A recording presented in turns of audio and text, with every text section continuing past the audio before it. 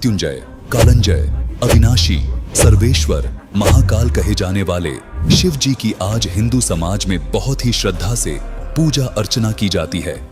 लोग उन्हें सर्वश्रेष्ठ मानते हैं और ये भी कहते हैं कि उन्होंने मृत्यु पर विजय प्राप्त कर ली है। बहुत सारे संत, महंत और धर्मगुरु भी इसी कथन का समर्थन करते हैं और शिव जी को ही सबसे समर्थ भगवान बताते हैं।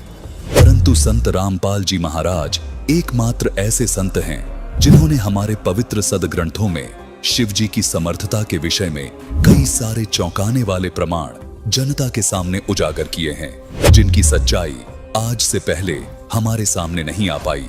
शिव जी की शक्ति और समर्थता का परिचय देती हुई एक सच्ची घटना की वास्तविकता से आज हम आपको रूबरू करवाने वाले हैं। इस हकीकत को जानकर आप भी आश्चर्यचकित हो जाएंगे कि क्या सच में शिव जी ने मृत्यु पर विजय पा ली है? क्या वे महामृत्युंजय कहलाने योग्य हैं? इन अनसुलझे प्रश्नों के उत्तर जानिए इस सत्य कथा के माध्यम से, जिसमें शिव जी का सामना उनके ही एक परम भक्त भस्मागिरी से होता है। देखिए सत्य घटना पर आधारित यह 2D एनिमेशन वीडियो। कौन है शिवजी से भी समर्थ? एक बार एक भस्मागिरी नाम का शिव जी का साधक था, जो आगे जाकर भस्मासुर कहलाया। उसने शिवजी के द्वार पर कैलाश पर्वत के सामने शीर्षासन योग मुद्रा में भगवान शिवजी की साधना करनी प्रारंभ कर दी।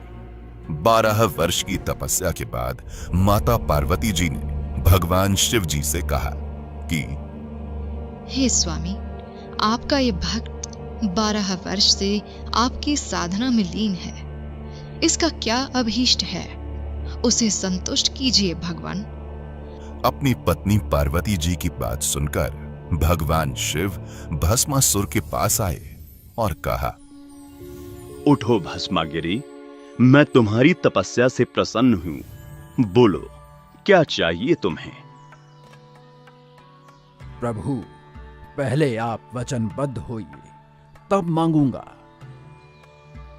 ठीक है, हो गया वचनबद्ध। बोलो, क्या चाहते हो? भस्मागिरी ने अपनी शीर्षासन योग मुद्रा त्यागी और सीधा खड़ा होकर बोला, भगवान, मुझे आपका ये भस्म कंडा दे दीजिए। भगवान शिवजी के पास एक ऐसा कड़ा था जिसे अगर किसी भी जीव के सिर के ऊपर लाकर भस्म बोल दें तो वो भस्म हो जाता था। भगवान शिव ने विचार किया कि साधु आदमी है और जंगलों में रहता है, तपस्या के दौरान जंगली जानवरों से अपनी रक्षा के लिए मांग रहा होगा। शिवजी वचनबद्ध थे। उन्होंने अपना कड़ा निकालकर भस्मागिरी को दे दिया। ठीक है भस्मगिरी, तथास्तु। लो कड़ा।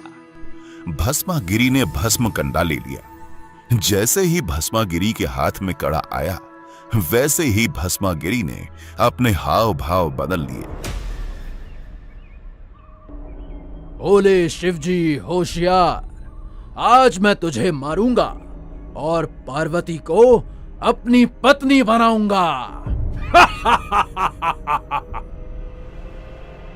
भगवान शिवजी डर गए और अपनी जान बचाने के लिए वहां से भाग निकले।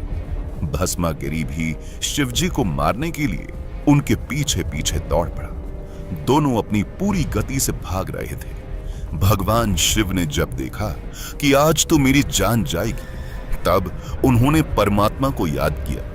तब पूर्ण परमेश्वर, सर्व सृष्टि रचनहार कबीर साहिब जी भगवान शिव जी की जान बचाने के लिए आए। कबीर साहिब जी ने माता पार्वती का रूप बनाया और भस्मागिरी के सामने खड़े हो गए और भस्मागिरी को अपनी ओर बुलाया।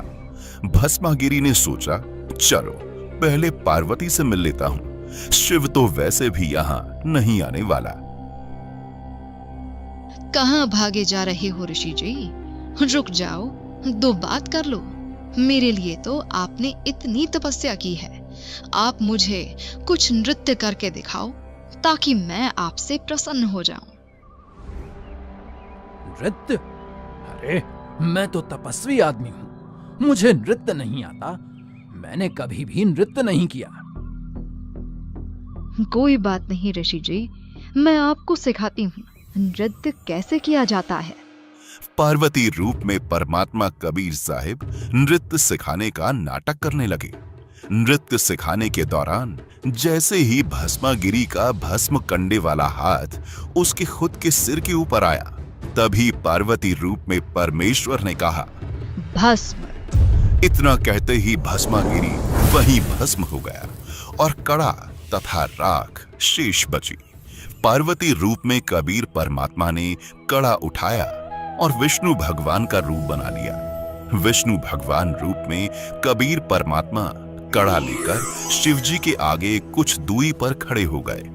भगवान शिवजी भागे जा रहे थे। विष्णु रूप में कबीर परमात्मा ने पूछा, क्या हुआ भोलेनाथ, कहां भागे जा रहे हो? कोई विपत्ति आ गई क्या? भाग लो विष्णु, भाग लो। एक दुष्ट साधक ने मुझसे मेरा भस्म कड़ा धोखे से ले लिया है और अब मुझे मारने के लिए मेरे पीछे पड़ा है। भोलेनाथ, ये लो तुम्हारा कड़ा। अरे नहीं नहीं, ये वो कड़ा नहीं हो सकता। ये वही कड़ा है। भस्मासुर अब नहीं रहा। ऐसा कैसे हो सकता है? ऐसा क्या किया आपने? मैंने पार्वती रूप बनाकर उससे गंडहत नृत्य करवाया और जैसे ही उसका खुद का हाथ उसके सिर के ऊपर आया, तभी उसको भस्म कर दिया और ये भस्म कंडा प्राप्त किया। अगर मेरी बात पर विश्वास नहीं हो रहा तो चलो मेरे साथ, उसकी राख दिखा देता हूं आपको। जब भगवान शिव ने भस्मासुर की राख देख ली, तब उन्हें विष्णु रूप में आए कबीर परमात्मा की बातों पर विश्वास हुआ।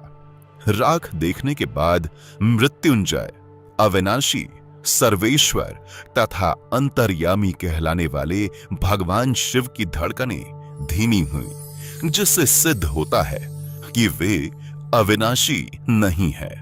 वास्तव में समर्थ अविनाशी परमात्मा कबीर साहिब हैं, जो अनेकों रूप धारण करके सभी जीवों का पालन पोषण और रक्षा स्वयं ही करते हैं।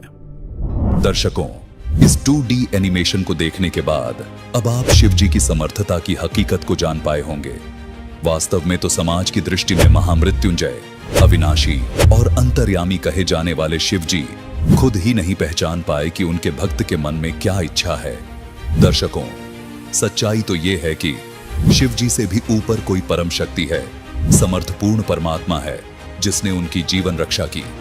पूर्ण परमात्मा कबीर साहिब जी ही वो अविनाशी, महामृत्युंजय, अंतर्यामी परमात्मा हैं, जिनकी गवाही पवित्र धर्म शास्त्र भी देते हैं, जो अन्य रूप धारण करके अपने भक्तों की आस्था को कायम रखने के लिए उनकी रक्षा करते हैं। दर्शकों, आपको बता दें कि इस छुपे हुए अद्वितीय अनमोल ज्ञान को हमारे सामने तत्वदर्शी संत रामपाल जी महाराज जी ने उजागर किया है। यह 2D एनिमेशन वीडियो संत रामपाल जी महाराज के सत्संग प्रवचन से लिया हुआ केवल अंश मात्र है।